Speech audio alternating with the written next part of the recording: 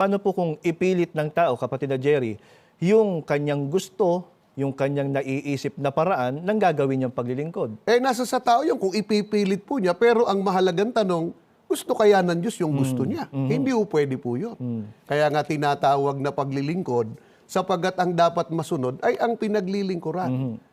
Walang iba kundi ang ating Panginoon Diyos. Yan ang dapat na matiyak ng tao, di po ba? Sa ginagawa niyang paglilingkod, ang masunod yung utos ng Diyos at hindi utos nino ng tao. Kapag ka utos ng tao ang nasusunod, ano pong tawag ng Biblia sa gayong paglilingkod? Ganito po ang pahayag ng ating Panginoong Diyos. Datapwat walang kabuluhan ang pagsamba nila sa akin, na nagtuturo ng kanilang pinakaaral ang mga utos ng mga tao.